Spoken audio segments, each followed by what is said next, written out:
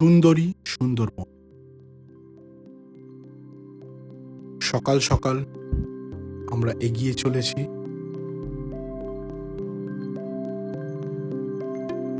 আমাদের যাত্রাপথে। সড়ক পথ দিয়ে আমরা কিছুক্ষণের মধ্যেই পৌঁছে যাব সুন্দরবনে।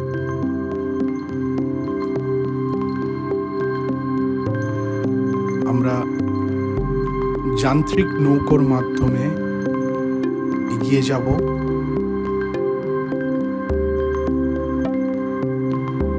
গদখালি থেকে। আমরা সবাই উপস্থিত এই নৌকোতে, যান্ত্রিক নৌকো। কি সুন্দর না নদীপথ!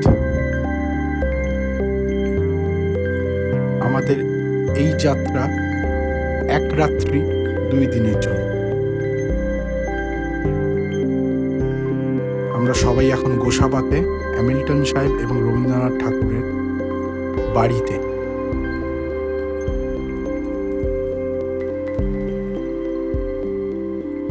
কি সুন্দর নদীর পাশে জঙ্গল। আমরা উপভোগ করে নেব সাঁওতালি নাচ।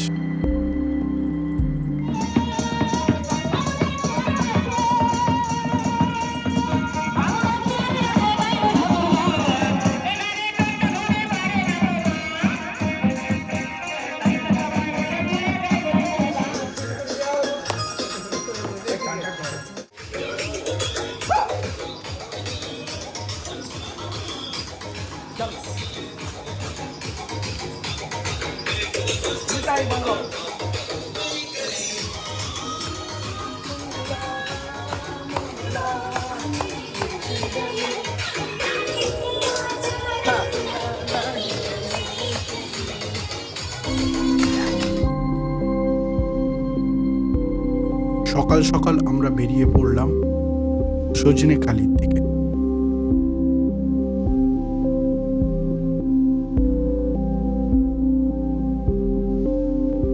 Sajnekhali tiger reserve.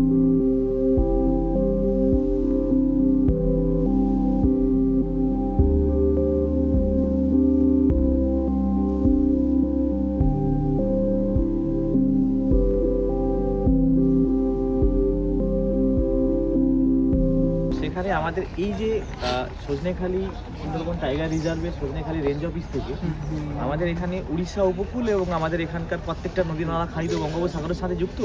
এখানে একটা অলিভ রিডলে টাটেল বলে একটা টাটেল সামুদ্রিক কচ্ছপ পাওয়া যায়, যেটা একটা টাইমিং এসে ডিমটা পাড়ে সমুদ্রের উপকূলবর্তী এলাকায়। সেখানে ডিমগুলোকে যখন ডিপার্টমেন্ট দিকবহালের জন্য গিয়েছিল, ওখানে লম্বাকৃতি 12টি ডিম ওখান থেকে সংগ্রহ করা হয়েছিল। তো সেই ডিমগুলোকে নিয়ে এসে সজনেখালিতে রাখা হয়েছিল। একটা ডিম নষ্ট হয়ে যায়। তার মধ্যে 7টা মেল আর 4টে ফিমেল টাটেল হয়। সেই 7টা মেল এবং 4টে ফিমেল টাটেলকে ব্রিড করিয়ে এখন প্রায় 400 হয়ে গেছে। কিন্তু 5 বছর ডিপার্টমেন্ট চেষ্টা করেছে, 5 বছর কোনো হ্যাচিং রিপোর্ট এদের আসেনি।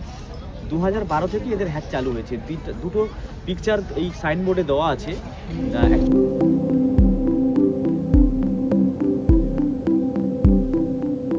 বনবিবির মন্দির। অবশেষে আমাদের চোখে পড়ল একটি হরিণ।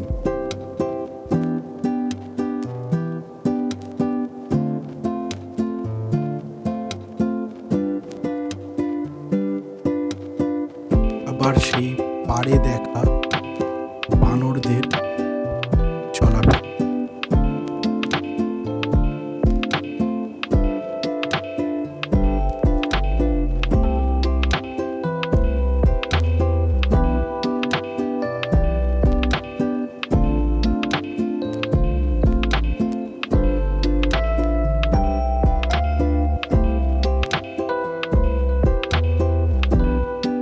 এগিয়ে চলেছি আর এগিয়ে চলেছি। একটি বক পাড়ে দাঁড়িয়ে হয়তো রোদ পোয়াচ্ছে।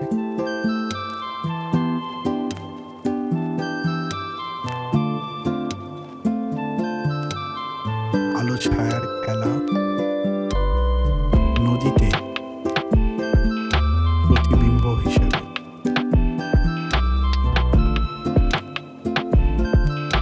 আবার একটি হরিণ।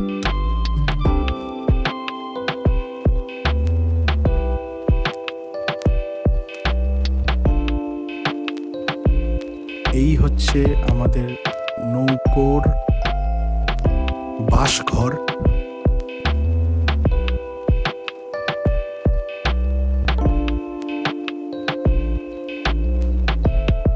অবশেষে বেশ কিছুক্ষণ অপেক্ষা করেও আমাদের আর বাঘ দেখা হলো না। যাক, পরে হবে।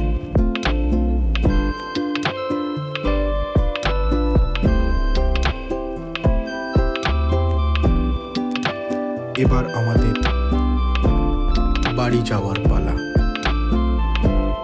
সবাই ভালো থাকবে।